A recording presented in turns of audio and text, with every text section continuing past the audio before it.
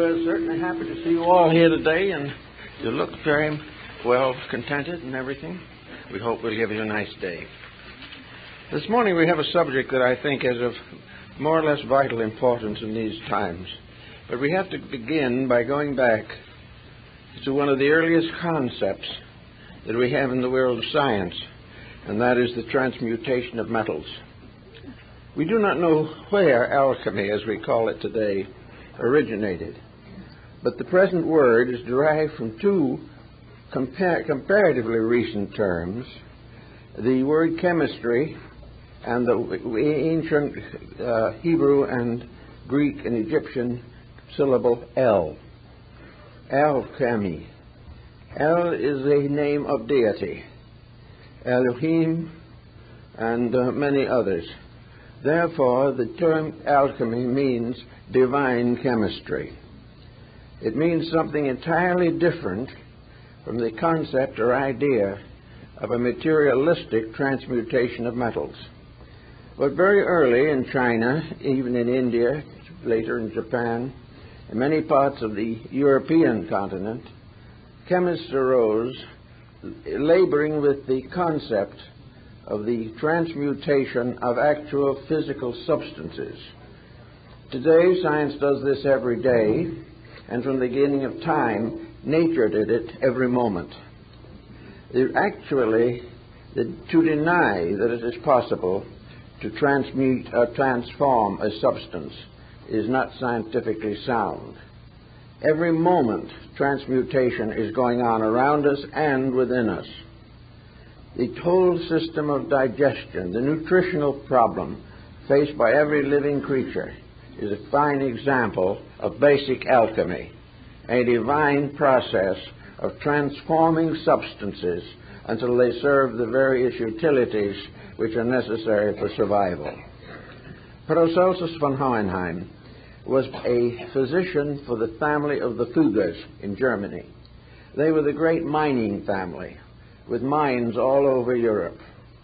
He was the doctor in charge of the possible accidents and sicknesses that afflicted the workmen. While there, he experimented and wrote considerably on the subject of alchemy. He pointed out, for example, that in the area where the various metals were mined for the Fuggers, grape orchards and vineyards stood on the outer surface, on the surface of the earth, beneath which these mines were located. Those mines which were involved with gold had a peculiar circumstance involved in them. If you took the grapevines that grew on the surface and burned them, you would find gold. In other words, the roots of the plants were picking it out of the earth also. Years ago, we had a character here in Los Angeles who has gone to his blessed reward, who was an alchemist. And naturally enough, for an alchemist who had to make a living, he had a cheese factory, which, by the way, if you study it carefully enough, is part of our story. But no one thinks that far. But this alchemist one day showed me a little glass retort about an inch and a half tall, about less than the size of a pullet egg. But in this was a little rock, and on the rock was a tiny layer of gold. It looked under a strong glass like a little flower, but it was actually gold growing in an hermetically sealed vessel. I tried to get the right to keep this as a preservation or as a proof of something, but I was never able to get it away from him. But anyway, he insisted that this little gold tree or little gold thread-like vine, a leaf, a fern leaf-like thing, had actually grown in this bottle from the rock upon which it was still attached. That actually gold grows. Von Hohenheim also stated this, that areas where mining had exhausted all known gold supplies, 100 years later, gold was found again. In some way, gold continued to reproduce itself from a kind of seed.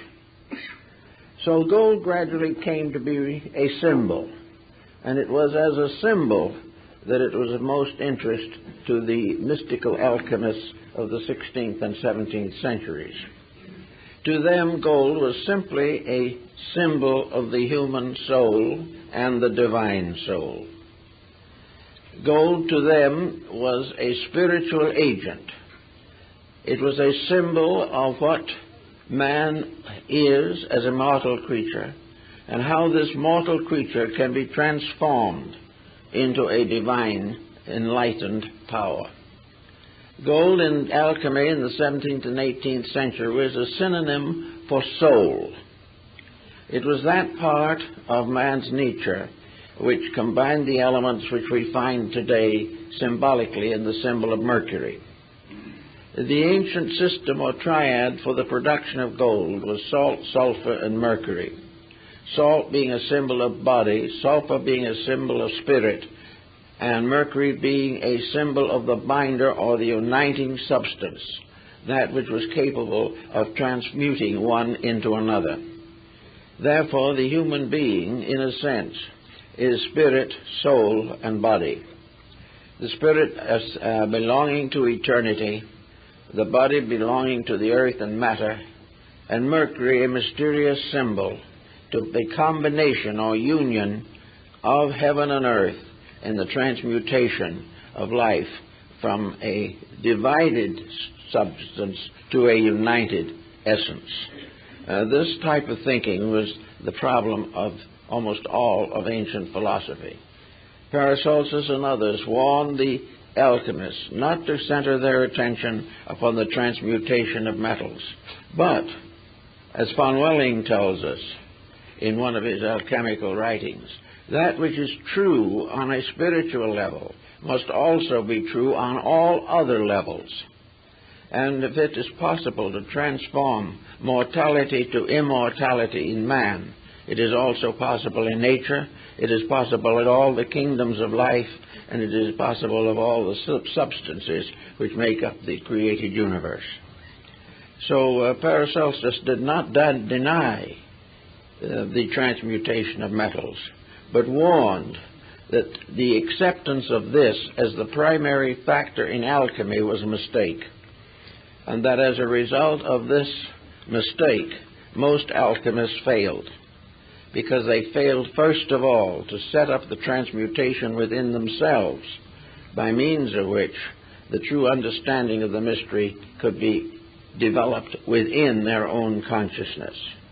In other words, as another alchemist said, there are seeds of life in everything.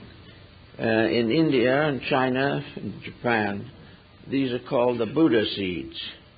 They are the seeds of all essences and substances. All things grow from their own seed, root, or cause. And the cause of immortality is in every created mortal creature. The seed of immortality is in man. The seed of all knowledge is within the human being. The seed of all hope and of all life and of all wisdom and all understanding, all these are locked within the individual. And they must grow as plants grow. They must gradually overcome the resistance of ignorance. They must day by day and year by year spread their life in all ways. The tree of wisdom grows from the human mind. The tree of love comes from the human heart. The tree of God comes from the eternal seed within the consciousness of the human being. So all of alchemy was primarily a release or a revelation, a transmutation of ignorance into wisdom, a transmutation of death into life everlasting, a transmutation of ignorance into wisdom. And all this was done by a very elaborate process. The secrets of transmutation are beautifully and symbolically set forth in a number of works. Many chemists were deceived by the terms, however, and felt that the formulas were purely physical, but they were not. They were all keys to the release of the infinite life locked within existence itself. Transmutation was transformation, regeneration, resurrection, restoration, reformation, all these things are releases of the seed of eternity within time, the seed of life everlasting in the symbolic substance of illusional disintegration. So we take this point to move a little bit to study the subject which is of great concern to us at the present moment, the regeneration of human society. Now, there are many attitudes on this particular subject. Many feel, for instance, today, in the general disillusionment, that the hoped-for restoration is far removed. Others doubt its reality, just as scientists have doubted that gold could be made from base metals, so politicians and diplomats doubt seriously that peace can be brought out of the confusion in human consciousness. Everywhere, dissolution, division, and mortality rules human relationships. This, however, is contrary to universal law. There is within humanity as a collective also the seed of its own regeneration. Everything grows from seed. Someone must plant the seed of peace, or there will never be seeds of peace in the world. In the book of Revelation, there is a tree that bears 12 manner of fruit, which is for the healing of the nations. This tree represents a truth, a reality, a great revelation, growing from a seed in human consciousness. Now, human beings today all have within them the seed of their own perfection. The perfection is not something added. It is something released. It is not bestowed. It is revealed through the internal structure of human consciousness. If we go back, for instance, to the period of Plato and Aristotle, we realize that when Plato died, there probably were not 20 copies of his dialogues in existence, and they were all handwritten by his disciples for their own use. So far as world knowledge, world recognition of Plato's contribution in his own day, there was none. Whatever he attempted to do, he did, and when he finally passed out of this life, he left no institution behind him. He left nothing that endured. He left not even a solid codex of his own writings.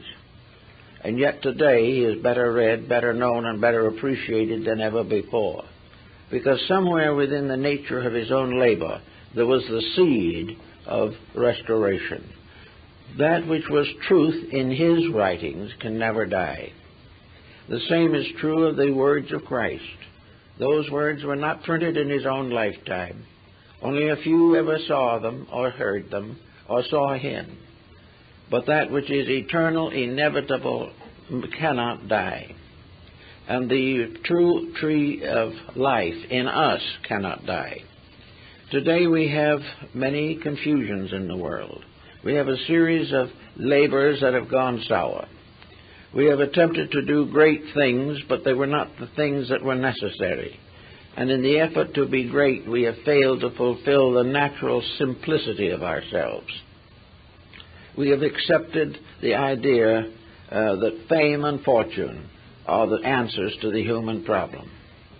But until fame and fortune are regenerated, until the true seeds within both fame and fortune are restored to their original scientific and spiritual dignities, we will never get anywhere with them.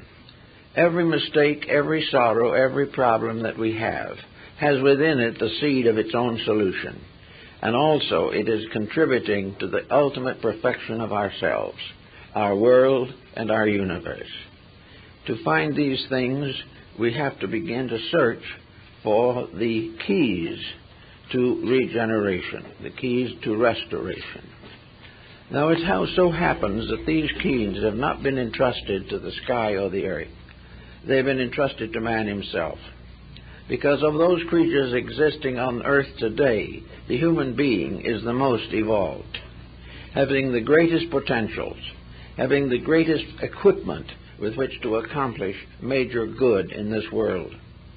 The human being has the facilities the mental abilities, the rational faculties by which he can take the seed of eternity within himself and release it as described in the structure of Kabbalistic philosophy.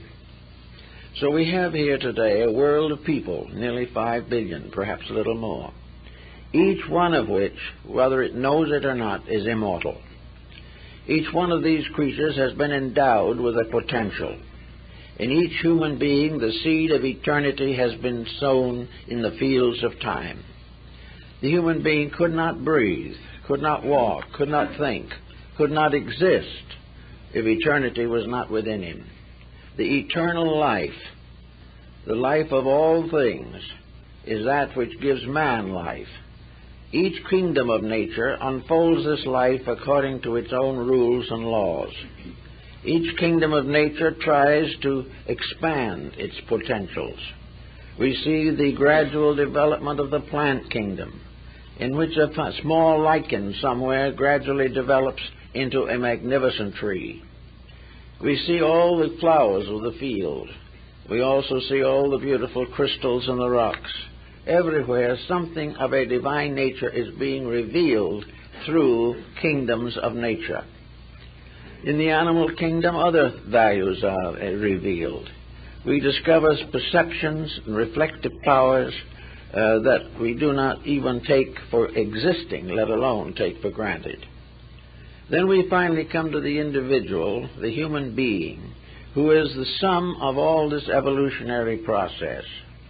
Here we have a being of which, for instance, we can mention such beings as Leonardo da Vinci. We can think in terms of Michelangelo. We can think of terms of Stradivarius or any of the great leaders of human arts, crafts, and revelations.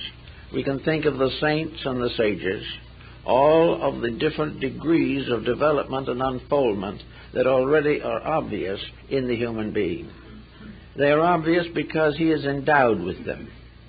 They are obvious because they are manifestations of the thing that makes him exist, and that is the divine seed of life within himself. That which is within himself is his own immortality. It is also in that part of him which functions in his daily life. It is that power within him which digests his food, keeps his heart beating, controls and regulates digestion and elimination. It is this same power that gives him the right to write a book, to make a great contribution in art or music or science or philosophy. All the different departments of life arise from one tiny seed, the divine seed in man. It is this one divinity which is the unit. This is the monad of existence. This is the one from which all things come. And yet all things in their infinite divisions are still one. From one source all knowledge arises. For one purpose all knowledge exists, and that is the perfection and growth of living things. In our course of life, politically and socially, we have forgotten almost entirely the part of ourselves which alone can be solutional. We cannot solve with the mind unless the mind is inspired. We cannot create with the hand unless the hand is regulated and guided. We cannot create with the body unless the body itself responds to a divine eternity within itself.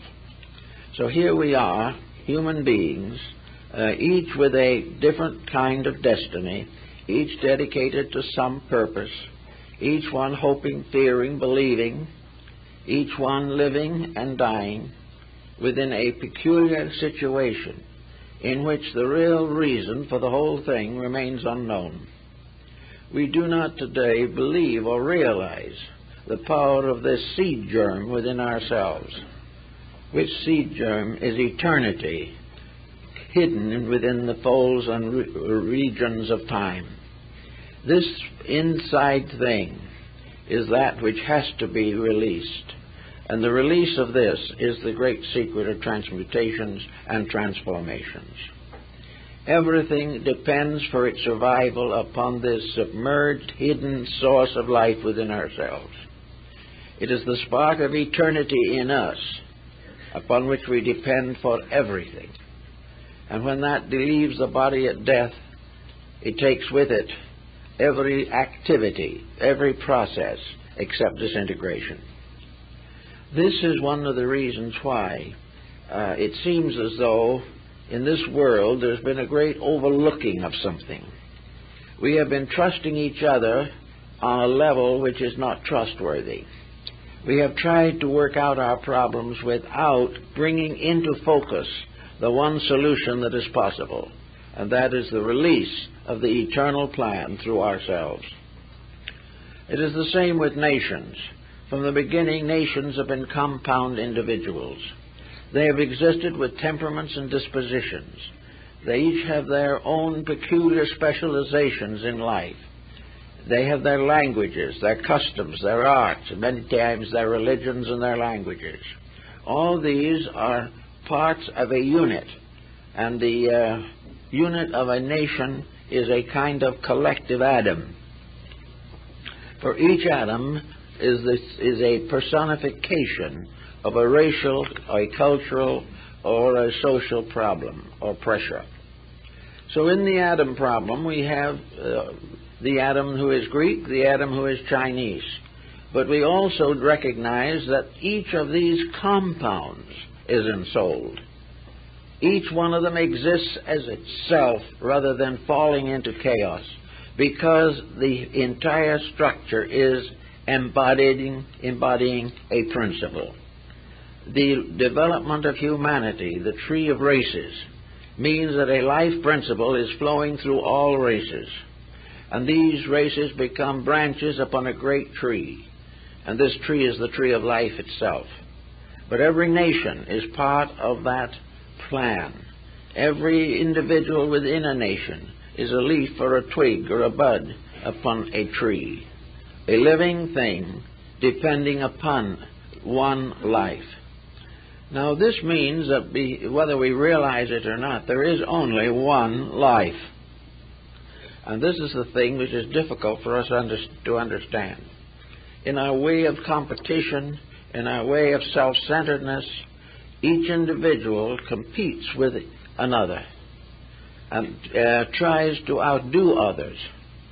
In strangeness it may seem, there is no one to compete with, because actually there is only one life.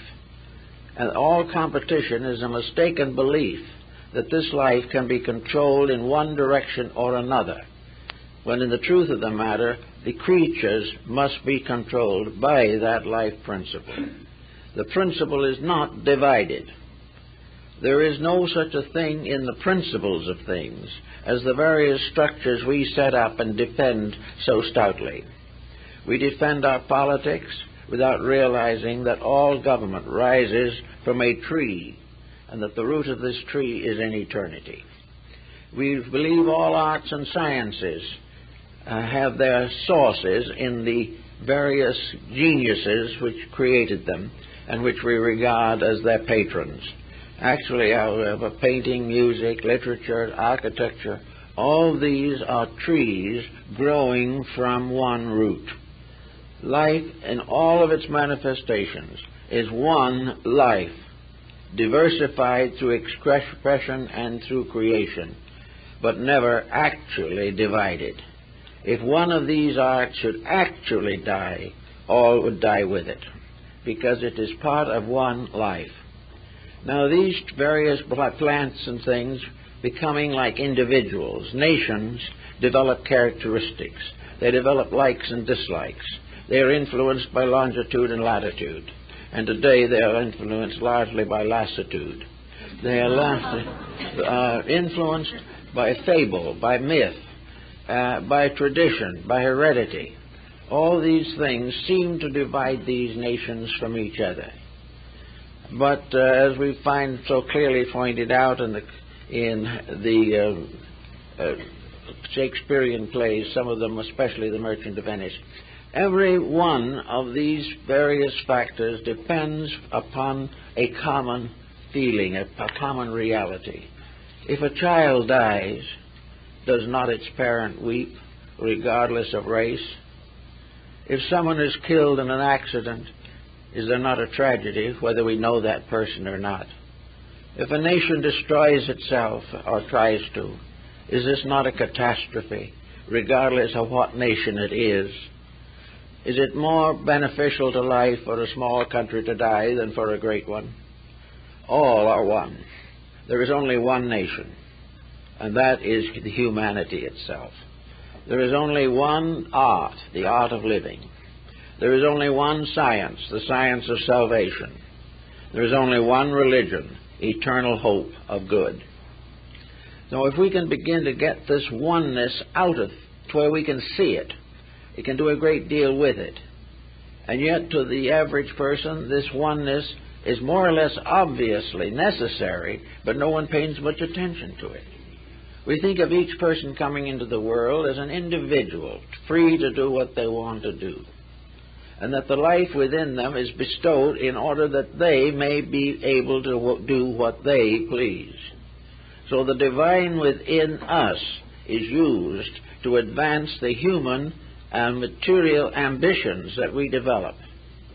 Each person seems to feel that he can build a different structure upon the one life which made him alive.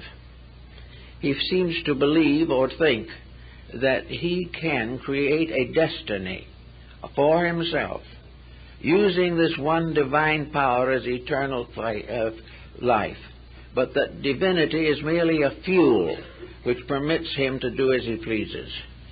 Then in spite of everything to the contrary, the individual is not responsible to anything for the use he makes of everything. This is a factor which we have never been able to completely overcome. But we're getting more and more into the situation where if we can't understand it, we're going to be in a very bad way.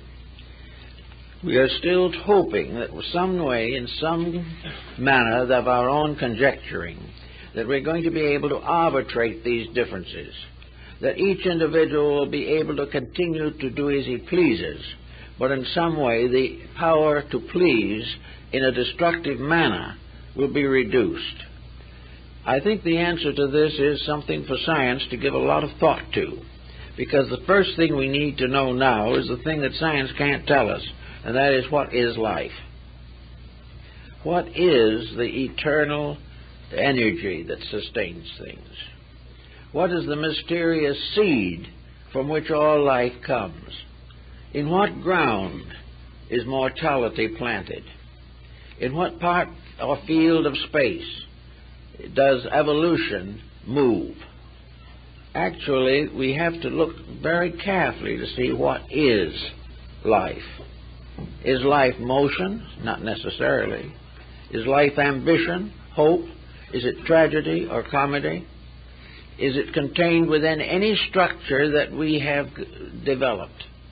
The only sensible way that we can really approach this is the way we have never used, and that is to recognize that in substance all of these things are the same. They are all specializations within an indivisible reality. While we try to make separation real, while we are in a competitive relation with life, we cannot transmute our own activities and restore the unity which is necessary for survival. We have to gradually recognize this problem of alchemical transformation. But before we can really accept it, we have to have some psychological proof, some form of evidence to give us confidence that this is true. It is not enough just simply to say it. We must in some way become aware, completely aware, of this inevitable reality. So aware and so conscious of it that we are enabled to develop its resources within ourselves and share them with others. The alchemists, and they're working in their little laboratories, were all looking for something. We find many accounts of them, and in several great European cities there are the old buildings called the houses of the alchemists, famous even now because at some time a mystical chemist lived there and labeled to perfect his works. Now, if this alchemy of the problem is real, how are we going to find out about it? How can we transform this searching into a discovery. Well, in the old alchemical system, there was a mysterious being called Elias the artist. Elias is the patriarch referred in the Bible as one who went to God without death. And this mysterious power, Elias the artist, would come in the night to some alchemist who was considered worthy and would give him the secret, or forgive him perhaps a few grains of the elixir of life, of the transmutation, would stay a little time and then disappear and never be seen again. And in each case, the Elias power left some proof behind it. It left evidence to the chemist himself that there was an answer, that there was a solution. And in some cases, as in the case of Sandovugius, this powder actually was used by him to transmute base metals. And apparently, physically, he believed at least, it accomplished this end. Or was it true that Sandovugius also knew and put into symbolism what this powder really was? That it was not there to transmute base copper or bronze or iron, but to transmute base ignorance, superstition, or fear into the realization of truth. I think we have to recognize that the great transmutation must be in some way justified by human experience itself. We should be justified by the mere fact that we are alive, because the very existence in which we live has never been explained adequately. We do not know where we actually came from long before there were stars. We do not know where we are going after the last star goes out. We do not know what we are made of, except of substances that are held together by a strange magnetic chemistry. We know that we live from day to day upon life. We know that the very process of digesting food is an alchemical process. But we also must realize that this process goes to the acceptance and digesting of experience, which is another kind of food, a kind of food that nourishes the mind and understanding. That we must also experience the mystery of love, of divine acceptances of things. These are foods which must also sustain hope within the individual. Therefore, those things necessary for the attainment of the alchemical transmutation must be experienced within the person. He must become aware of these truths, and he must be able to apply them socially upon the different levels and parts of his society. He must understand what governments are. The governments are nothing but the hollow shadow or extension of a divine way of doing things, and that as long as any government differs from the archetype from which it came, it cannot fulfill itself. Therefore, governments must be regenerated. They must be reformed, revised, and restored to their original purpose, namely the purpose of fulfilling the infinite unfoldment of the divine purpose in creation. While governments are dependent entirely upon books and codes and creeds, or laws are passed only by those who are themselves ignorant of what law is, or where it comes from, or why it is, or what it must be, we are in trouble. But as long as we are willing to build our laws solely upon previous laws, or upon the previous incumbent in public office, we will never get to understand the final great fact, namely that all things obey except man, and out of his disobedience fell the angels. Every part of nature except man is incapable by its own constitution of actually violating universal law. It has no initiative. It has no free power to become a separate creature. Man is separate. He is separate because potentially he is capable of a greater advancement than any other kingdom of nature on this earth. He is the leading power here. All previous embodiments on this planet have been leading toward him.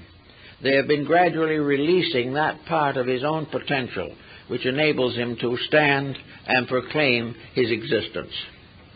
This, however, is not to be the subject of great rejoicing, nor is he to become completely overwhelmed by his own egotism. The fact that he exists is a remarkable thing. The fact that he can exist well is a still more remarkable thing. And he hasn't quite gotten there yet. But he is hoping.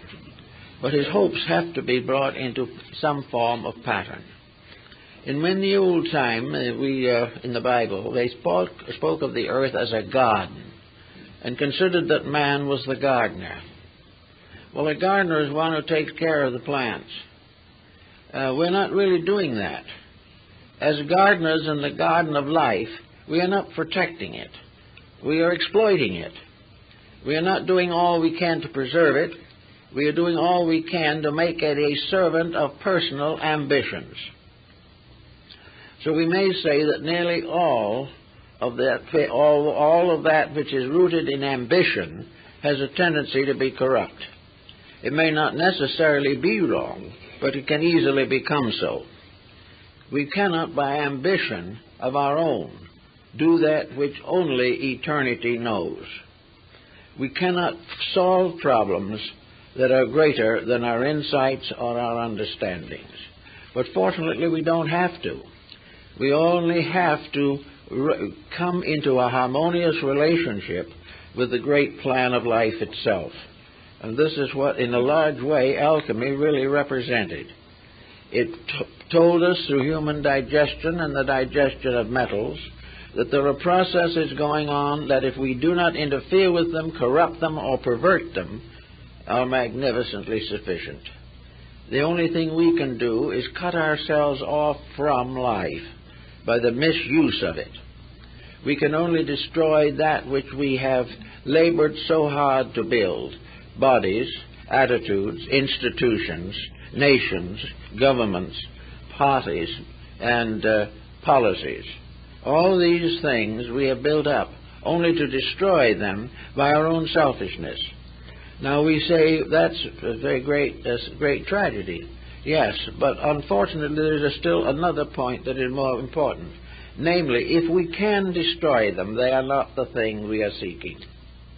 Anything that can be destroyed is not part of the reality, which is completely indestructible.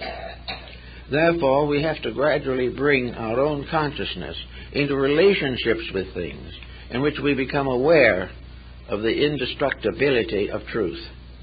Until we realize this, we will continue to destroy idols we have set up, falsehoods we have deified, until finally we turn against them. Now, in the closing years of the present century, many of the ancient esoteric arts have come back into focus. 50 years ago, an astrologer was considered to be mildly mad. Today, he is becoming more and more interesting, and not only to humanity, but to the sciences. And there are a great many liberal thinkers who, in the last generation, would never permit themselves to study such matters. We came along with acupuncture, which for 2,000 or 3,000 years was used in China and scoffed by us. And all of a sudden we're interested in it. We're interested in the I Ching. We're interested in yoga and Vedanta. We're interested in esotericism, psychism, every type of thing that was once important, then passed into submergence, and now begins to come out again. Why? Because we are becoming more and more, might say, fearful. We are more and more aware that there has to be something we don't know, that there's some way of doing some of these things better than we're doing them. So we're beginning to look for the people who did them better. And we suddenly realize that they are the ones we've been making fun of for centuries, because we believe so firmly in our own mistakes. Now, the coming way of thinking has brought back a tremendous revival in alchemy. Alchemy is flourishing with new books, new publications, new exponents, new researches, new projects every day. But there's one thing we have to beware of, and that is, as Basil Valentine pointed out, the great chemist, woe unto the gold makers. If we are going to use alchemy now to pay the national debt, we'll be exactly where we were to start with. If we firmly believe that we can use these superior sciences to protect our mistakes, we're wrong. We are only able to use these correctly if we are also dedicated persons. Unless the happy-go-lucky attitude, which is neither happy nor lucky, that we are in now, is changed, there is no form of learning that we can restore or create that will not land in the same condition we are in today. Because it is a value pattern. We have to change the basic relationship between ourselves and life. This is the great transmutation. This is the secret of the philosopher's stone and the elixir of life. We cannot simply use these powers to take care of our present mistakes. We cannot use psychism to find out how to get out of being alcoholics and then keep on drinking. We cannot say that we are going to use philosophy and then keep on nagging our neighbors and insulting each other. We cannot have enemies and be truth seekers at the same time.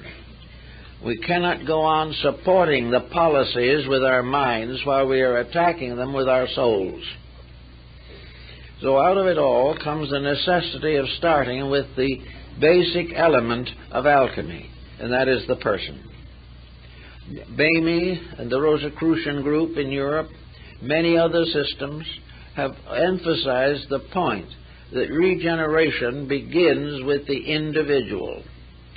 That only a person who has a proper internal relationship with life is willing to or capable of making the changes that are necessary.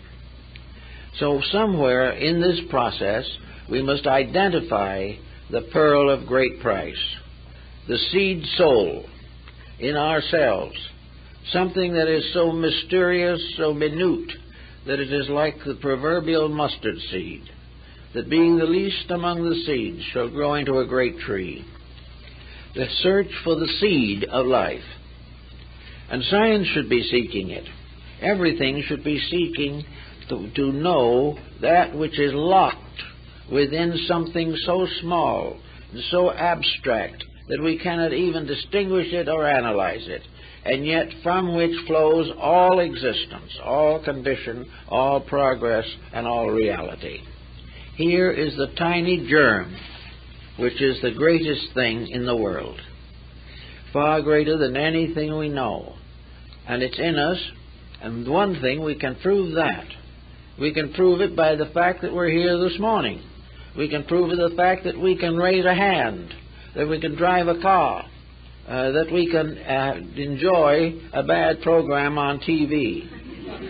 All these things are proofs of something.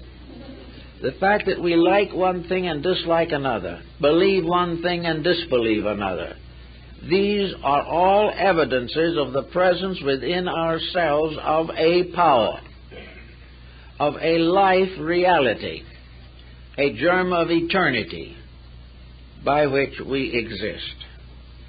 We are not the only ones. That germ is in everything. But in man it is a certain core. It's reaching further into the great world of needs. In other words, it is the basis of the fruit of life that we're all seeking. Here we are, able to think, able to play the piano magnificently, able to control and direct the actual forces that make up our civilization. All of these things are within our dispatch and within our area of possibility. We have already produced a great world, the modern world, but we have not ensouled it. The thing we have produced up to the present time is a robot.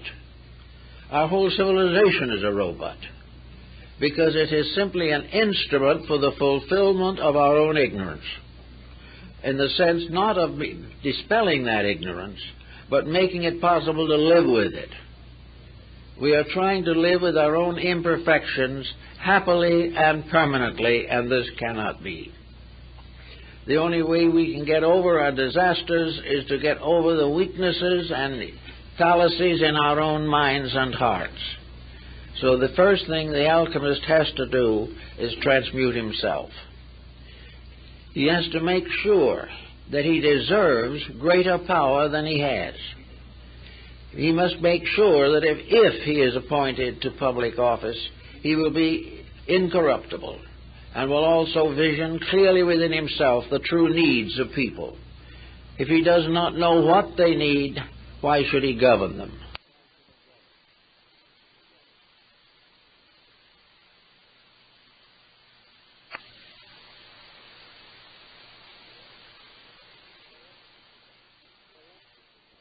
Elected to govern them.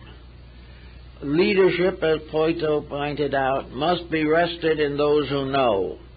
And those who know one thing primarily, that the entire universe is subject to immutable laws. Keep the rules and live, break the rules and die. It is as simple as that, except you can't really die. Death in this case means the destruction of the illusion. And if all you have inside of yourself is an illusion, then it may appear to be a hopeless end. But actually that thing inside, that mysterious seed, the soul seed, does not die. It cannot. It can be delayed. It can fall upon bad ground. And it can be, for some reason or other, taken away by the birds of the air. But that the seed itself cannot cease.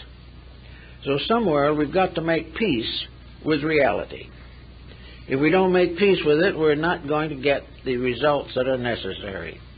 But how are we going to make peace with it, whereas in the moment our entire life and thought is based upon transitory, impermanent, and inconsequential attitudes? How is the average individual to become capable of ruling himself, let alone ruling anyone else? Well, this should be part of education, but it isn't. It should be part of everything that we do, but it is not. We are constantly being schooled to do things to perpetuate our mistakes. We have a standing army to perpetuate our hatreds. We have everything we can think of to perpetuate a kind of egotism, self-centeredness, or hopeless and ruthless ambition. We are not trying, really, to make any basic correction. We are competitively trying to prevent someone from doing to us what we have been long waiting to do to them. All this, we cannot solve anything. So comes a sacred art. An art maybe that was founded in the ancient temples of Egypt, perhaps earlier. An art which is recorded in the ancient Hermetic writings. The books of Hermes Trismegistus, found in the scriptural writings of all peoples. This mysterious secret art, secret science of personal redemption. Personal renovation of character and of life. And it means that certain changes have to come about. Now, in the Orient, there was a very elaborate system of esoteric disciplines set up to help the individual to cure these deficiencies in himself, to build up a personal, integrated being, a personality, a character, a temperament, a disposition, a unit within himself, by means of which he can gradually come into the realization of the soul potential locked within him. This type of discipline and so forth, however, has run into bad times here in the West, for the reason that it is being cultivated, at least in some cases, simply as a means of advancing the same ignorances it is supposed to overthrow. It is not being done because the individual wants to understand truth. it is because he wants to be wiser than someone else and benefit by it. So wherever these exercises are given to help the individual to be greater than his neighbor, danger lurks. If these exercises are to release him from those things which he has never corrected in himself, it's bad. If, however, it is a simple desire to find truth, not for self, but for the common good, then there is legitimate progress to be made. But all this progress begins with very simple things. We have these powers. We have within ourselves this seed of eternity, this tremendous dynamo, this enormous, incredible current of life. And just as a house is lighted by electricity from one great station, so our own individual magnetic fields, our electric selves, are all fed by the energy from one eternal plant. And that eternal plant is the divine life. But that energy is living energy, conscious energy, wise energy, loving energy, and not simply blind force. So in order to manage and work over these problems, the individual must begin his own alchemical researches. Of course, as in the older days, he will be ridiculed, and in many cases the alchemists were persecuted. Some of them actually died for their beliefs. There were martyrs in all fields of human regeneration. But still, regardless of all these things, we have to go on to try and find a way to reaffirm our own total unity, the unity of all that lives, that we are of what Buddha called a vast commonwealth, that we are a kind of cosmic commune in which all existing things are citizens of one life principle, one life world. Visibly, we can't see it as so small. If we had the eyes of Bamy or Emanuel Swedenborg, we would see it because it extends beyond all conception. It is more vast than the vision of Dante. It is a tremendous situation in which, could we see this cause, it would no longer be a tiny little thing that we can't find. It would burst into something that covers the universe from end to end with eternal effulgency, filled everywhere with life and meaning and reality. Now, man, as St. Thomas Aquinas has taught, is equipped to handle this. It is possible for the human being to become aware of the totality of the life of which he is a part. He must grow up to this, but until he grows up to it, he must continue to pass through the tragedies of ignorance. We are all going to make it, there's no question about that. But we can make it easier if we know what we're doing.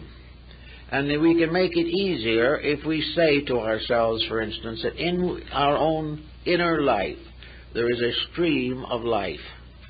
There is a mysterious river that flows out of paradise. There is this mysterious source of life, this energy, that we're going to use every day. We're going to use it to learn to walk. We're going to use it to learn to speak. We're going to learn it and use it to build a house. We're going to use it for all kinds of labors. This one great energy. And we are releasing it little by little. Because if we released it all at once, it would destroy us. It would be far too great for this body to maintain the challenge of a wisdom far more perfect than itself. So we only gain a little insight at a time. But we can, by a little effort of our own, become aware that we have a responsibility to the fact that we are alive. Nothing is here for no reason. Everything has purpose. Each individual, when he reaches maturity, has become a custodian of life. He has become part of a great living mechanism. He has become part of a tremendous flow of energy. energy which he cannot master, but which he can learn to use. As he uses it, he no longer abuses it.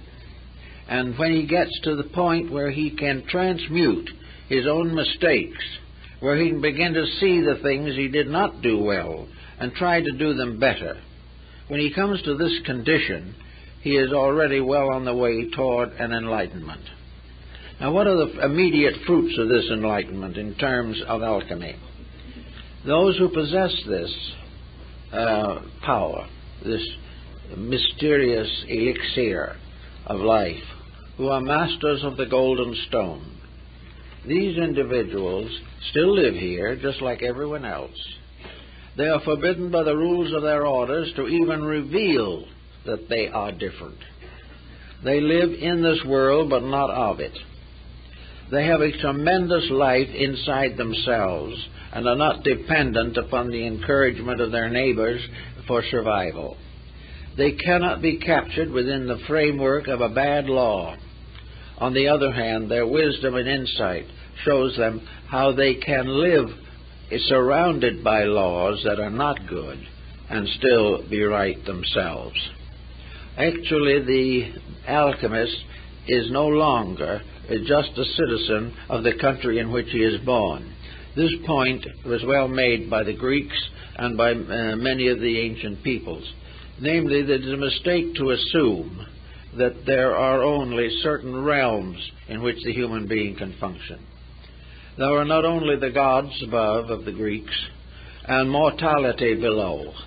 There are something in between. This in-between thing has been in theology made into the hierarchies of the angels and archangels and so forth. But in the classical times, there was a state between mortality and divinity. And this was the state of the heroes, the heroic state. Or as one Rosicrucian said, there is a race that exists on a plane above us, made up only of those who have been born into it through their own wisdom.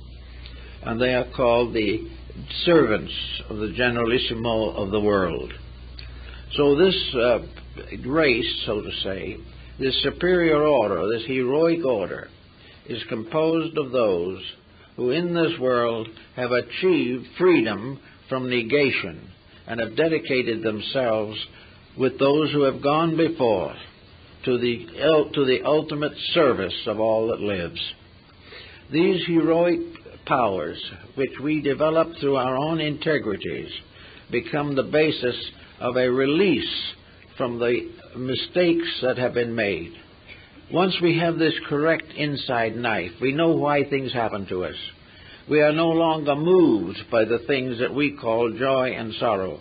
We live in a state of truth in which all things have their own right and natural existence.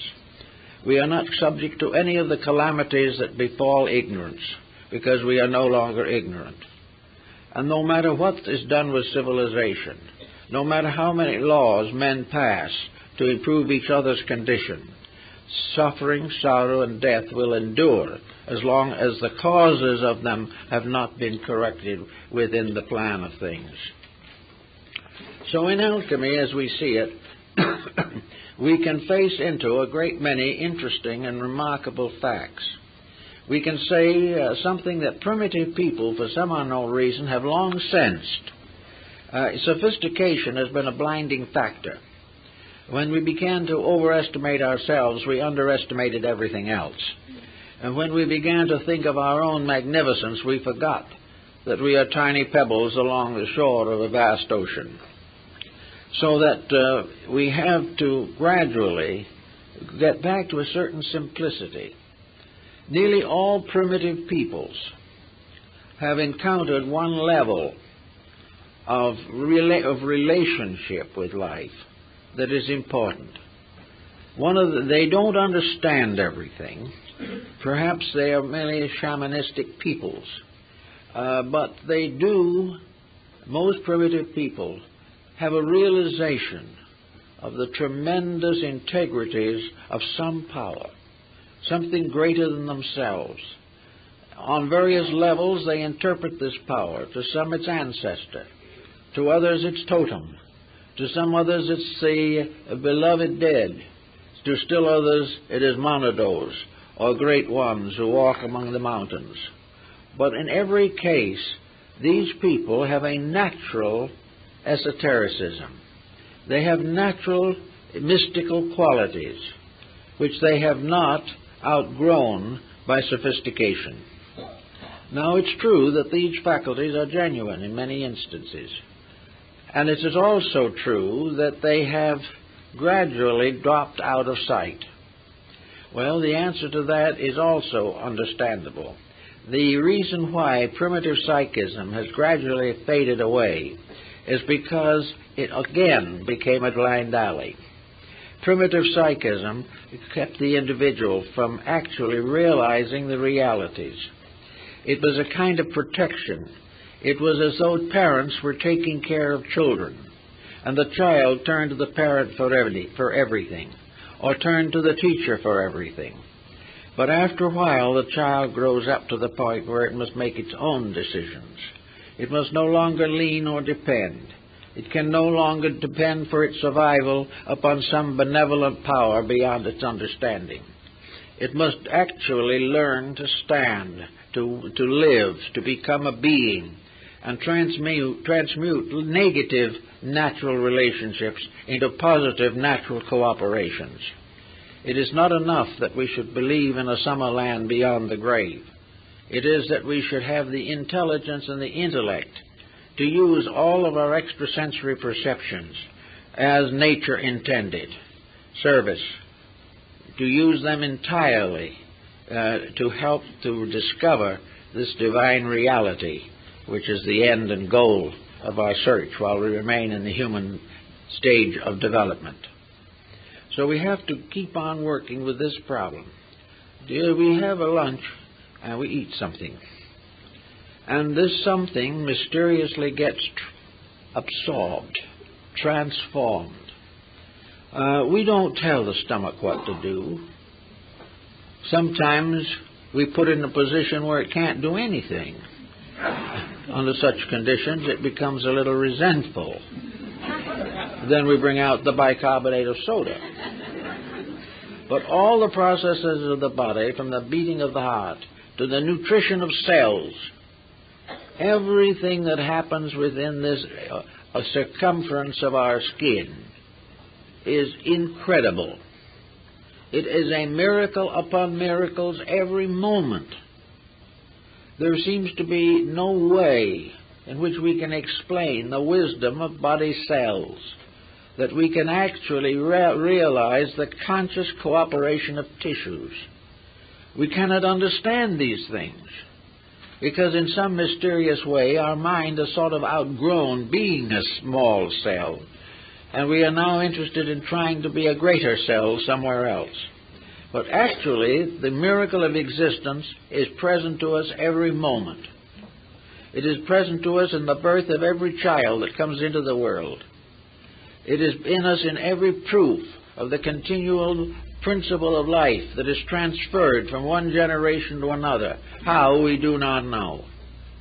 We can see only certain physical symptoms, symbols, procedures, but the great transmission of life is beyond human understanding.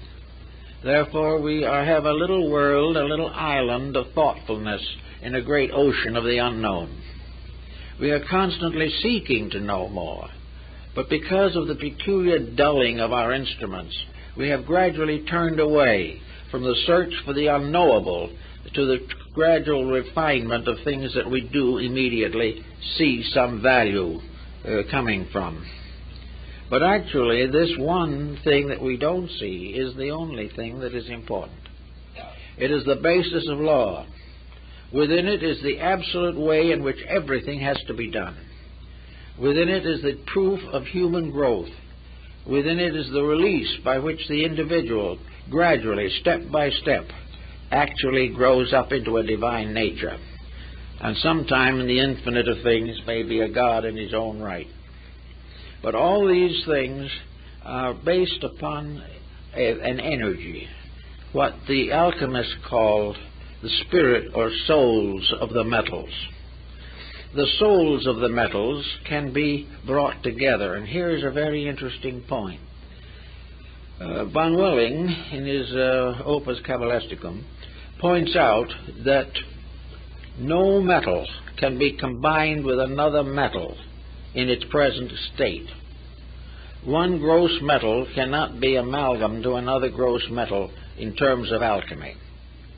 Before an element can become mingled with another element, it must be sublimated itself and its own individuality overcome.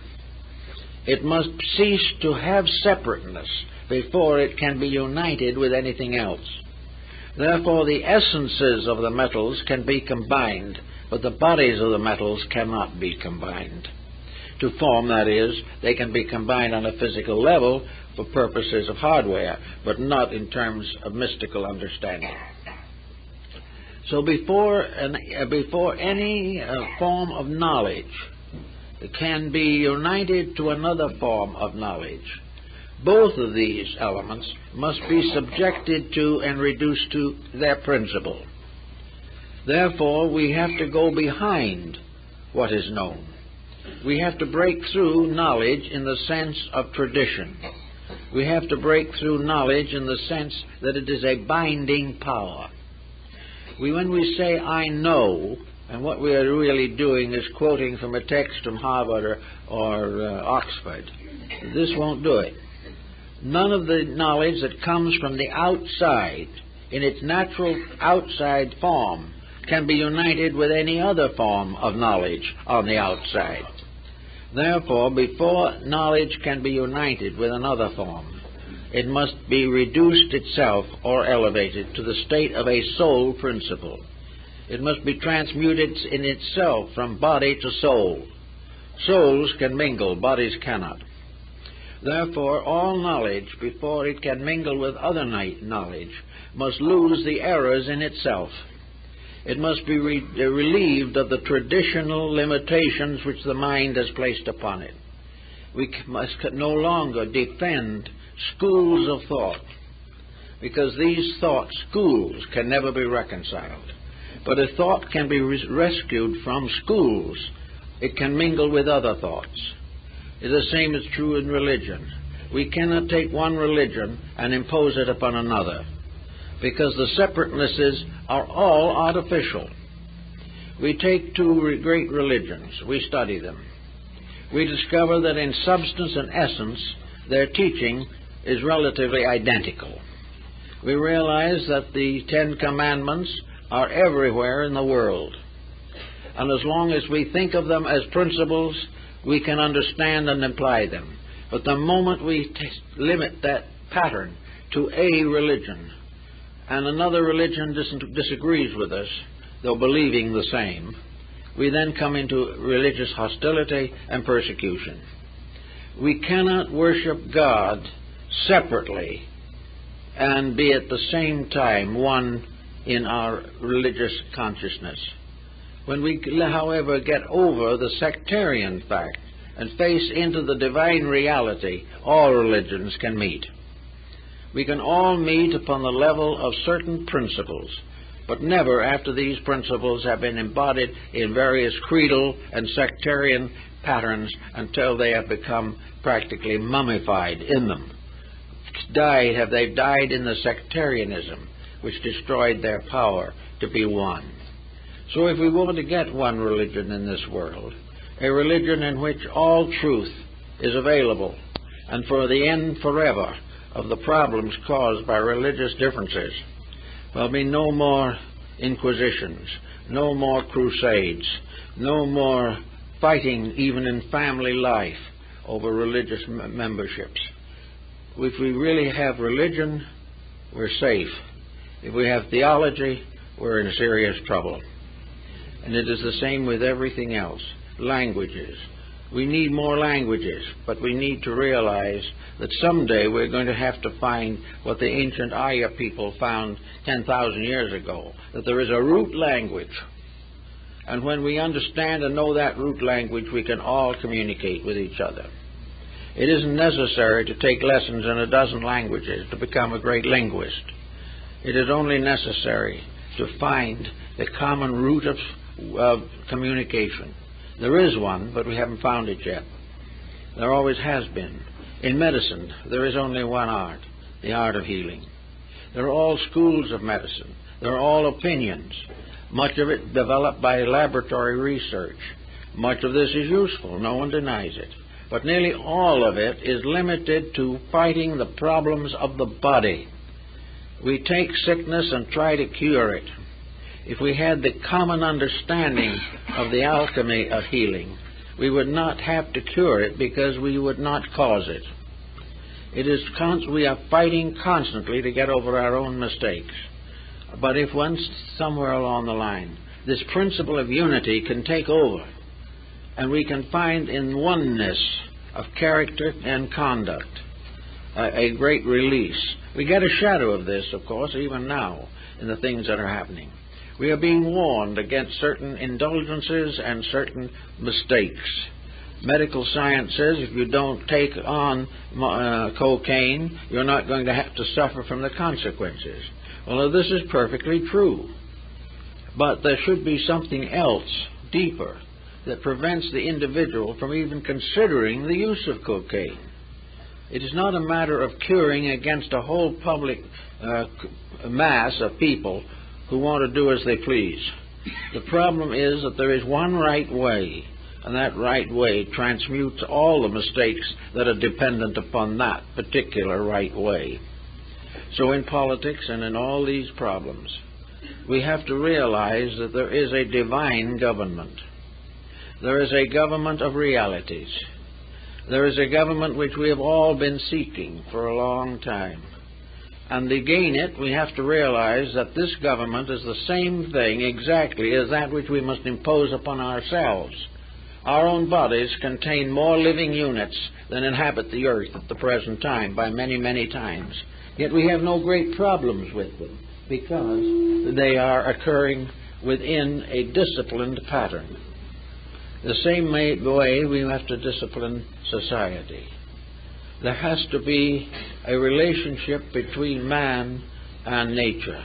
What we should be striving for every moment is to find the ways by which all complications are resolved. This is the transmutation process. Selfishness must be transmuted. It is not destroyed.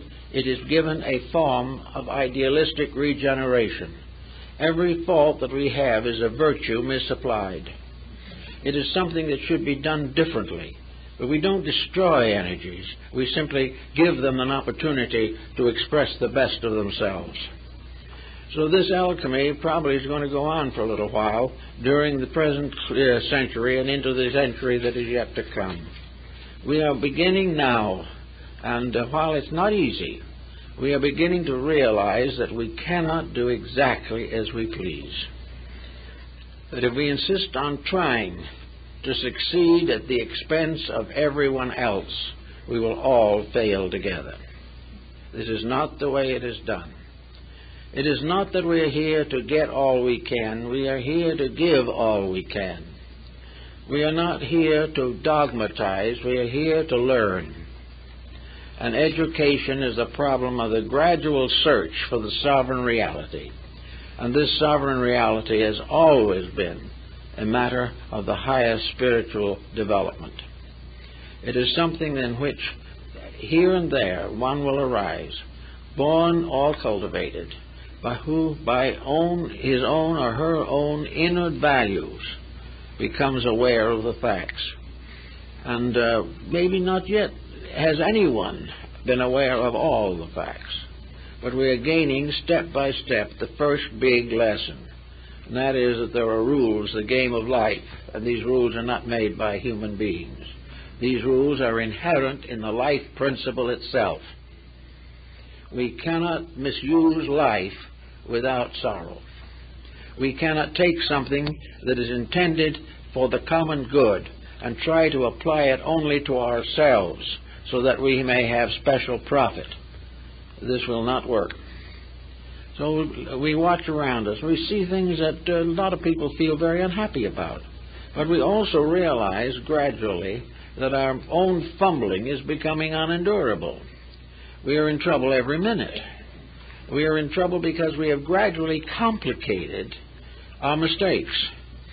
When we were a small group of people living on a large planet, our mistakes sort of faded away. Everyone took his mistakes to the grave with him. Now, however, these mistakes are being circulated through one nation after another.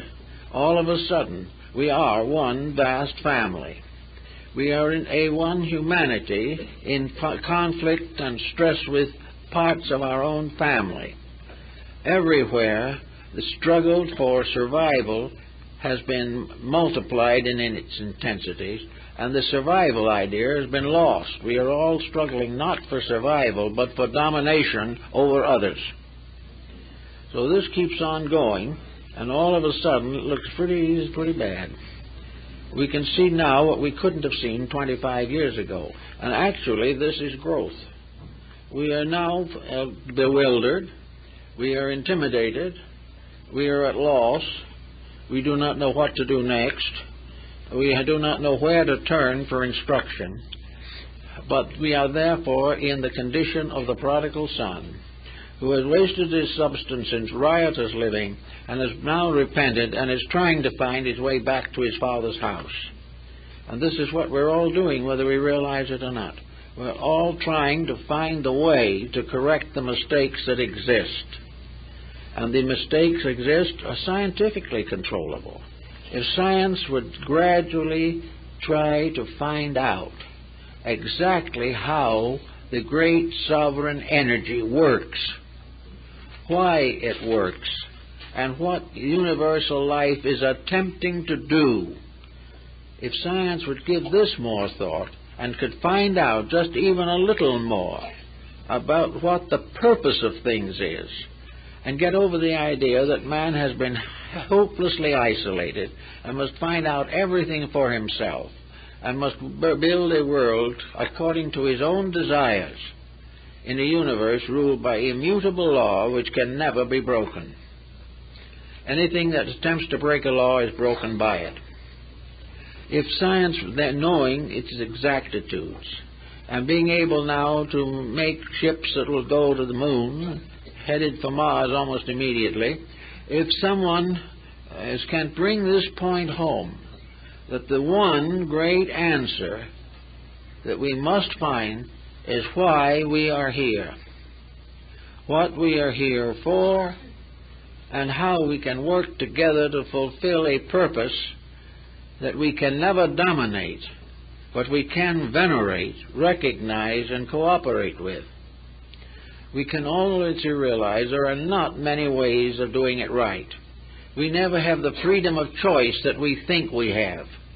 For each individual, finally, there is only one possibility of choice, and that is to choose what is inevitable. This understanding can also begin to work in our lives. We can get over a lot of the pressures of family, a lot of the inconsistencies and inharmonies of daily existence, if we try to the best of our ability to live according to the life within us. And this life says, this is only one, and all others have it. When we speak of another, we are speaking of another self. We are speaking of ourselves. I remember the little story from Japan when I was there, talked to a Japanese, and we saw two men bowing frantically to each other in the lobby. And the friend, Miss Me, says, you know, this man, that man over there is bowing, is a nice fellow. And this other man he's bowing to is a rogue. Why should a good man bow to a rogue? Well, my friend said there were two reasons. First, this man is a rogue, but behind that rogue is God, regardless of what he does. Because if God wasn't there, he'd drop dead in his tracks. Therefore, there is a divinity in him, and this is respected even if his conduct is not. And he says there's a second reason also. Bowing is good for the stomach. So the least you get out of it is a little help. And with a little help like that, we can go a great way. And by gradually trying, at least, to bow to the truth as we confront it, and making every effort to overcome every dividing factor in our lives, and trying according to the best of our ability to recognize that with us always is a power that we should respect and venerate, that this unseen guest is the source of ourselves. And we may not see it for a long time, but we know its presence. And the more we know about it, the more we respect it. And out of respect comes love, and out of love comes obedience. So if we all work it out the best we can, the universal transmutation will take place. Well, that's it, folks.